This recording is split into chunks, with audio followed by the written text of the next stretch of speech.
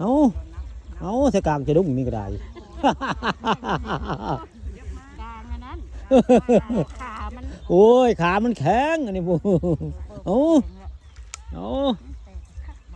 บ่ได้ว่าแตกแต่แท้บาดบ่ทนแตกก็ได้ก็ได้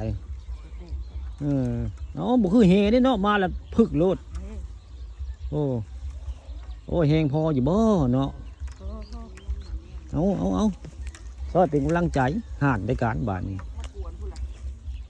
เป็นไงพี่แก้มาแต่เช้าเถอะเนาะก็ได้3ตัว ก็ได้3 ตัวบ่ ย่า อ๋อพี่กึ่งเพิ่นมาจองแต่วานนี่เพิ่นพี่กึ่ง พวก เพิ่นมาจองรักแต่วานนี่ได้งานผ่าป่าประจำปีได้ปีหนึ่งมีถึงได้นี่คือมื้อนี้มาฮอดแล้วได้เมื่อวานนี้ลงคลิปไปว่ามื้อนี้สิผ่าป่าวังสิมบ้านนาอ่างแล้วมื้อนี้จ้ะมือผ่าเดี๋ยวมื้อนี้เอามือผ่ามาให้เบิ่งมื้อนี้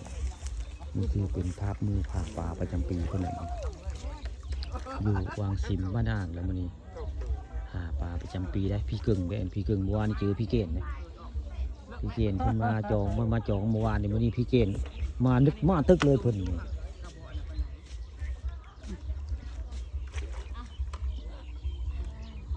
บรรยากาศตอนเช้าบรรยา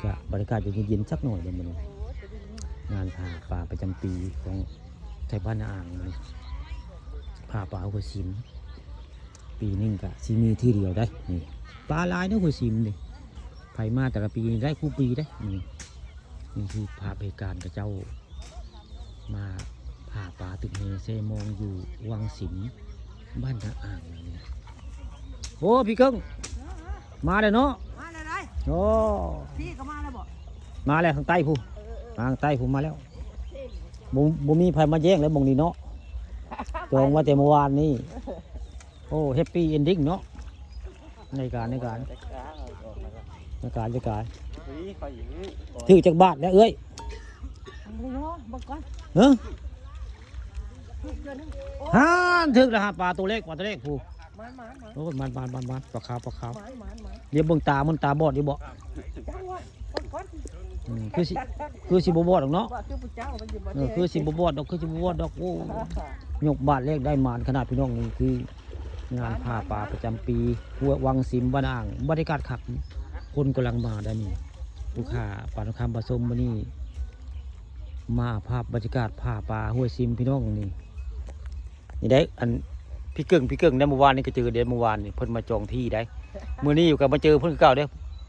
บ่มีไผเอาเพิ่นมาทันได้ถ้าเพิ่นมาสายเขาสิเอากวนในหม่องนี่ บ่มีไผอันมาญาติเนาะเอ้ยเนาะไปอยู่ได้เตะก็ไปมืดมื้อนี้มืด6 โมงแรงเพิ่นจังมื้อ6 โมงแรงจังมื้อเด้อมีเด้อ เช้าไปหาเที่ยง